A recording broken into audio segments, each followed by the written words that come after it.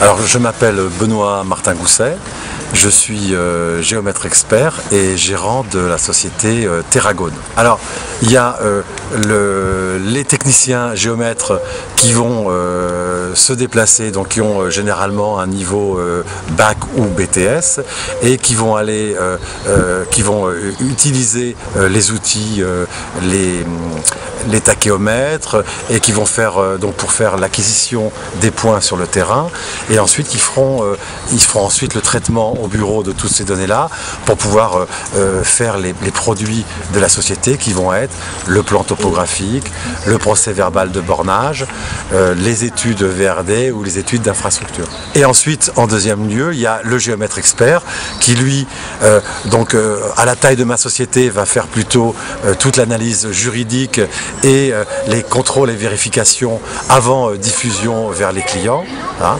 et dans les petites structures qui pourra aussi intervenir sur le terrain. Alors l'avantage principal de mon métier, c'est la diversité des activités. Nous sommes à la fois sur le terrain pour l'acquisition des données et ensuite nous allons au bureau pour faire le traitement des données. Enfin, un deuxième avantage, c'est la multiplicité des acteurs avec qui l'on travaille. Donc c'est à la fois des architectes, à la fois des bureaux d'études, mais aussi des collectivités, des administrations et enfin le particulier qui va venir nous voir pour un problème de bornage ou un problème de voisinage. Moi, je vais vous évoquer les grandes familles d'activités dans lesquelles exerce le géomètre. Donc on retrouve, on vous l'a présenté sous forme de schéma pour que ce soit plus clair. En gros, vous avez trois dominantes qui sont le foncier, la topographie et l'urbanisme, qui sont les trois principales activités dans lesquelles interviennent le technicien géomètre et le géomètre expert. Et donc on va vous détailler tout ça, qu'est-ce que veut dire un peu l'urbanisme, le foncier et la topographie au travers de la présentation. Donc là vous retrouvez en fait sous forme de texte ce qui était présenté avant sous forme de schéma. Alors le géomètre intervient auprès des particuliers, auprès des entreprises et professionnels, ainsi que des collectivités territoriales. Vous les retrouvez dans tous les domaines. En fait, dès qu'il s'agit de faire des plans et de mesurer des choses, forcément, ils sont amenés à intervenir. La topographie est une technique de prise de mesure dans les trois dimensions. Donc, c'est ce qui vous avait été dit tout à l'heure. Donc, le X, le Y et le Z. Celle-ci permet la représentation en plan des formes visibles sur le terrain, notamment le relief. On l'a dit, alors ça fait très longtemps que le géomètre existe, puisque c'est un des plus vieux métiers du monde. On a coutume de dire ça aussi, puisque tout ce qui est mesure est nécessaire depuis bien longtemps. Hein. De toute l'histoire, il a bien fallu mesurer diverses choses pour arriver aux conclusions qu'on connaît aujourd'hui. Et donc aujourd'hui, le géomètre expert intervient, comme ça a été dit, dans beaucoup de domaines d'activité. Donc c'est notamment tout ce qui concerne les aménagements en général, pour lequel l'intervention se réalise, et c'est un des avantages quand on choisit ce métier, c'est qu'on peut voir ce qui existait au départ, et puis quelques années plus tard, aussi voir ce qui a pu être créé avec les diverses interventions lors d'aménagement. Alors ça dure parfois des années, et ça dure parfois aussi quelques mois seulement, hein, puisque toutes sortes d'aménagements existent.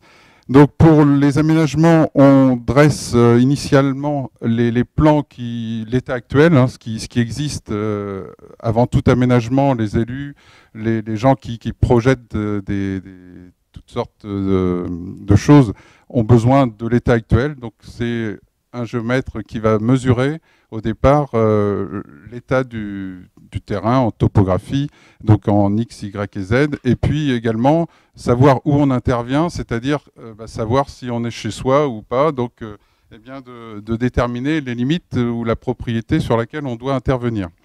Voilà, donc ça c'est la partie des limites foncières.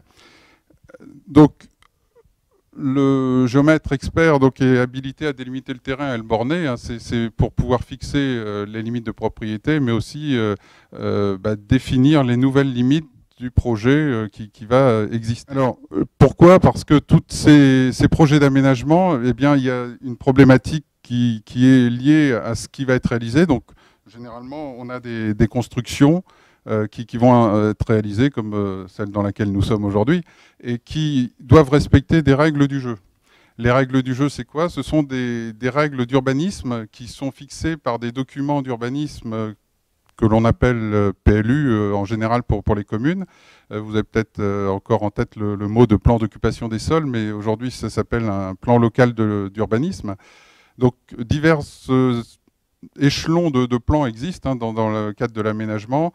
Quand on remonte la loi et puis les schémas de cohérence territoriale, les SCOT, et toutes sortes donc, de documents ou lois qui viennent s'appliquer dans le cadre des aménagements. Donc il est important, comme je le disais tout à l'heure, de bien savoir où on met les pieds, de bien savoir quelles sont les contraintes liées au terrain que l'on envisage, et puis aussi les règles de construction. Et du coup, les limites, puisque vous avez certaines fois des règles qui disent il faut s'implanter à tant de distance de la limite, selon la hauteur d'un bâtiment, selon la distance par rapport à une voie, selon toutes sortes de règles de ce type. Donc, l'intervention du géomètre donc, se fait en amont. Derrière, il intervient également dans le conseil et l'analyse pour pouvoir aider les gens qui ne sont pas forcément du métier, mais donc on travaille avec les architectes et les notaires, notamment pour tout ce qui concerne les droits et servitudes, puisque il y a des servitudes qui existent. Hein. Voilà, donc après, on a aussi en amont toutes les demandes d'autorisation d'urbanisme qui peuvent être aussi du ressort du géomètre. C'est quoi une demande d'urbanisme? C'est une demande d'autorisation pour faire quelque chose, pour réaliser quelque chose. Donc, pas en termes de construction, puisque là c'est du domaine des architectes, mais plus en termes de réalisation de lotissement, donc de division de terrain par exemple. Hein. Lorsque dans une zone comme celle-ci, une zone artisanale, il va y avoir des divisions de propriétés, des aménagements de routes, de ronds-points et autres. Donc il faut pouvoir connaître les autorisations avant de se lancer dans tout projet. De même, une personne qui souhaite diviser un terrain, aménager son terrain, sa propriété, pour éventuellement vendre un terrain à bâtir, c'est souvent le cas, ou diviser une propriété en partage, eh bien il faut pouvoir avant de le faire et savoir si l'autorisation administrative peut être donnée. Le notaire ne pourra pas passer une vente sans avoir de certificat d'urbanisme, par exemple, ou d'autorisation administrative, sinon il pourrait commettre une faute dès l'instant où l'évaluation du bien qui va être cédé ou partagé, eh bien, il faut qu'il sache à quoi ça fait référence, si effectivement le terrain est réellement constructible ou s'il ne l'est pas. Donc voilà, pour l'intervention en termes d'aménagement. Donc c'est l'aménagement de tout type d'aménagement. Alors on peut parler de propriété, on peut parler du territoire, puisque l'intervention, comme je l'évoquais au départ, sur un secteur plus important, on est dans le domaine plus de l'aménagement du territoire qui constitue l'étape, le projet d'un conseil municipal, hein, le projet de territoire d'élus qui vont faire effectivement en sorte que la ville évolue et que les choses évoluent. Alors ça, c'est un plan d'intérieur pour la copropriété. Alors tout à l'heure, on a vu les domaines d'activité, ou les activités même. C'était le quatrième, il était classé 4e. La copropriété, c'est surtout dans les grosses villes, en fait. Ça commence à se développer un peu partout. Donc ça, c'est le rôle du technicien réel, quoi. Donc le technicien, c'est celui qui a un BTS. Il vient, il y a différentes méthodes de lever. Alors au début, on faisait ça à la chaîne, on appelait ça. Donc on avait un mètre et puis on se débrouillait comme on pouvait. Après, depuis, on a des distances mètres. Donc des distos, nous on appelle ça. Ça a un petit laser, on a un petit appareil, on appuie dessus, ça nous donne la distance, c'est nickel. Et notre but à nous, c'est de mesurer les pièces et c'est surtout de contrôler notre travail. C'est surtout ça notre travail en fait. Parce que ça, le plan, il est annexé au descriptif de copropriété et il permet à chaque citoyen français d'acheter un lot. Vous voyez, il y a des couleurs, il y a un numéro de lot et ça permet de garantir la vente en fait. Donc le géomètre, il a un rôle très important dans les copropriétés. Donc ça, c'est un plan de façade. Donc les plans de façade, ça c'est réclamé souvent par les architectes. Pour de la rénovation, rehausser la maison, donc là les plans de façade, ça a bien évolué aussi, parce qu'avant quand on mettait l'appareil en station, on a vu les appareils tout à l'heure, il fallait prendre 2 points, faire l'intersection de cercles, alors que maintenant c'est pareil, on a un petit laser, ça part sur la façade et c'est nickel. Donc ça c'est encore une façade un peu plus sophistiquée. À mon avis, ils n'ont pas relevé des points sur chaque dessin, ça m'étonnerait. Hein. Non, mais il y a la méthode du laser scan maintenant. Ouais, mais oui. On peut parler du laser scan, mais le laser scan, c'est une méthode qui commence à se développer. C'est de la haute technologie, comme le 3D en fait. Le 3D, ça, c'est pas des plans qu'on fait tous les jours, mais c'est des plans qui commencent à évoluer. C'est pas tout le monde qui peut faire ça. Hein. Parce que ça a l'air beau, ça a l'air simple, mais c'est pas facile. Donc l'archéologie, c'est un autre travail du géomètre. C'est-à-dire que quand il y a des recherches qui sont faites et qu'on découvre des sites qui méritent une attention particulière, on demande au géomètre de venir relever ce qu'il a trouvé, ce qui a été trouvé, des murs, des fosses, des fossés. On peut trouver aussi des vestiges de cimetières. Donc en fait, le géomètre relève tout ça pour que ça puisse être bien répertorié sur un plan. Et ensuite, au niveau de l'archéologie, en fait, toute cette surface et toutes ces choses-là sont complètement ressorties et on ne touche pas à cette zone-là. C'est des zones qui sont protégées. Donc voilà, vous voyez, là c'est un site qui a été découvert. Donc là, vous voyez, tous les murs, toutes ces choses-là sont relevées et ça permet de les répertorier sur un plan. Donc voilà, toutes ces choses-là, vous voyez, il y a un appareil qui permet de relever tout ça. Donc on parlait tout à l'heure des mesures en X, Y, Z, ben là, toute sa valeur, c'est-à-dire que tous ces points-là sont relevés et ensuite on les retranscrit sur un plan. Alors l'aménagement du territoire, ben, c'est un peu ce que disait Emmanuel tout à l'heure, ça revient exactement à... On prend par rapport au PLU, par rapport à toutes les données que l'on a et on fait tout un aménagement, c'est-à-dire que les PLU, les SCOT, les schémas de cohérence territoriale, et ensuite, par rapport à toutes ces données-là, eh bien, on fait les projets en fonction de toutes les données que l'on a. Les aménagements urbains, c'est exactement pareil, c'est-à-dire que vous faites, en fait, la base de tout, c'est le plan topographique. Que vous fassiez du lotissement, de l'aménagement urbain, des plans pour des constructions, il vous faut le plan topographique qui va vous permettre d'avoir toutes les données en X, Y, Z et qui vont vous permettre après de calculer, par exemple sur une voirie, de calculer quelle est l'épaisseur, les couches que vous voulez mettre, de savoir un petit peu comment vous devez décaisser pour pouvoir que votre voirie, forcément, elle soit conforme au niveau des maisons que vous allez mettre. Vous allez créer les niveaux des rez-de-chaussée de vos maisons. Donc en fait, tous les aménagements urbains sont faits à partir de là. Vous allez aussi pouvoir déterminer tous les réseaux, qu'ils soient pluviales ou réseaux d'eau usée, tous les réseaux secs, c'est-à-dire France Télécom, électricité, l'eau potable. Toutes ces choses-là, à partir du plan, vous allez déterminer tous ces plans de réseau et qui vont permettre après de faire un projet global, comme disait Emmanuel tout à l'heure. Voilà, un plan topographique, vous voyez, on le voit pas très très bien, mais vous avez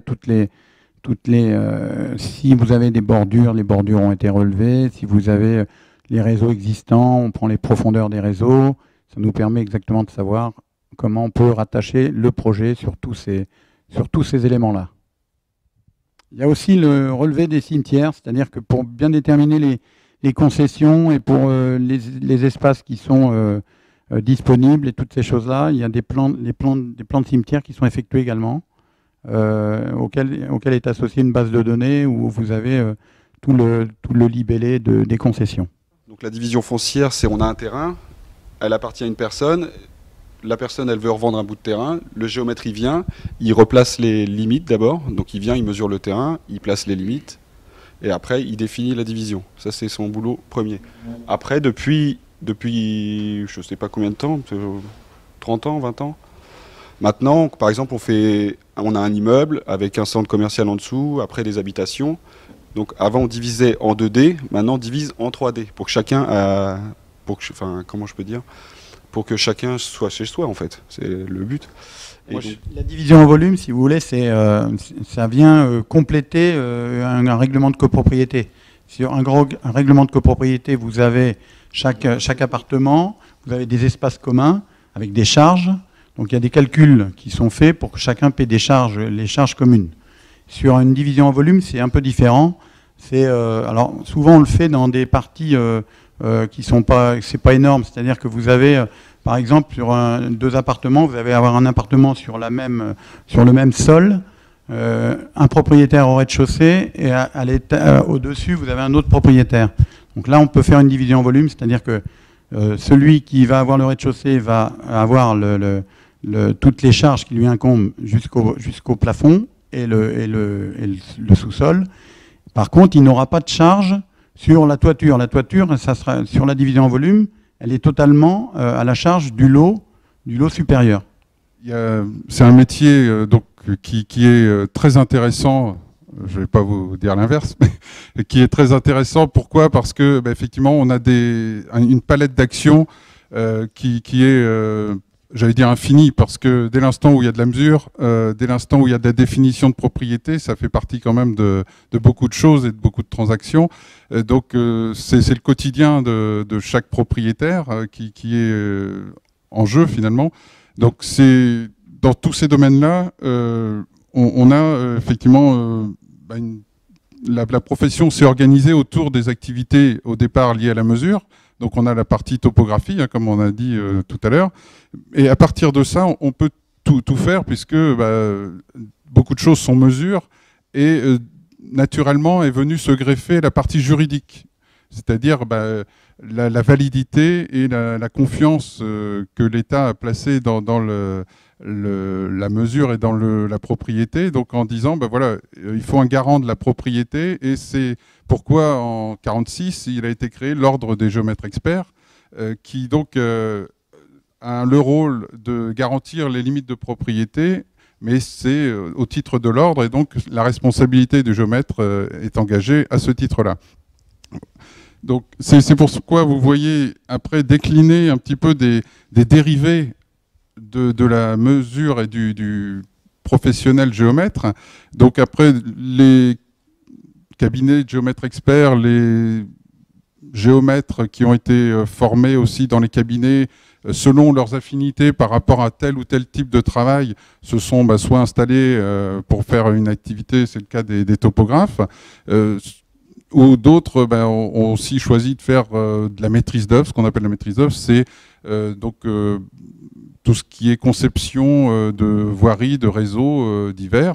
Donc ça peut être aussi intégré dans les bureaux divers de topographes ou de géomètres experts, mais ce sont en général les bureaux d'études. Donc la palette et les géomètres experts ont des activités très variées. Alors vous allez tomber chez quelqu'un qui effectivement va faire que du foncier, c'est-à-dire de la délimitation de propriété, et puis d'autres structures vont avoir choisi d'étendre plus leur activité et vont faire à ce moment-là d'expertise immobilière, enfin de ce genre de choses qui sont liées à la base à la propriété, à la mesure et au juridique. Voilà, donc c'est pour ça que vous avez, alors ça peut paraître, comme je le disais tout à l'heure, prétentieux, mais il y a une liste qui est très variée, qui n'est pas homogène dans la profession et qui n'est pas homogène sur le territoire. Vous avez à Paris donc beaucoup de géomètres qui travaillent bien sûr dans tout ce qui est copropriété, immeuble, expertise immobilière, puisque c'est naturellement la typologie urbaine que l'on trouve là-bas. Et puis vous avez les géomètres experts qui font du remembrement de l'aménagement foncier dans la campagne, puisque c'est effectivement le besoin local. Vous avez des géomètres experts qui peuvent aussi faire de l'expertise foncière, de l'évaluation immobilière, de forêt, enfin toutes sortes de choses. Donc ça, c'est vraiment à ce titre-là très intéressant, c'est ce que je disais tout à l'heure, puisque par une formation initiale, vous allez avoir devant vous des voies qui sont très diverses et qui sont, comment dire, permettent aussi aux gens de se découvrir des passions ou pas, enfin peu importe. Mais c'est pour ça que la profession a toujours été très formatrice, hein. Donc c'est important qu'on soit là aussi tous les uns et les autres avec vous. C'est que la formation de géomètre mène souvent vers d'autres lieux et d'autres professions, mais qui vont être, comment dire, votre acquis va être fortifié par le fait d'avoir une formation généraliste au départ, qui va aller du droit à la mesure et qui va permettre de globaliser les domaines d'intervention de beaucoup de professions. On en revient aussi à toutes les études qui sont faites sur les nappes phréatiques, sur toutes ces choses-là. C'est très important parce que pour éviter de reproduire des catastrophes comme on a eu en Vendée, aujourd'hui, ça ne pourra plus se faire parce qu'en fait, il y a eu des études qui ont été faites, ce qu'on appelle des PPRI, des plans de prévention des risques inondations, qui font que tout ce qui est arrivé, on espère et on fait tout pour que ça n'arrive plus jamais. C'est-à-dire que vous avez des zones qui sont déterminées totalement inondables et qui seront ad vitam aeternam non constructibles. Donc ça, maintenant, on en tient énormément compte. Il y a des cartes qui ont été établies et il y a des secteurs, ça rejoint ce que disait Emmanuel tout à l'heure par rapport au PLU, toutes ces choses-là, toutes ces données-là marchent avec et sont indispensables pour toutes les études. Et puis bon, effectivement, après, il y a toutes ces écologies, on dit écologie et environnement. Bon là, on voit que toutes les mesures, alors que ce soit dans tous les cas, la mesure est indispensable, comme on le disait tout à l'heure. Donc dans toutes sortes de circonstances, vous avez du relevé, vous avez un relevé de plan, un plan qui est réalisé. Dans tous les cas, c'est indispensable parce que c'est la base de tout projet.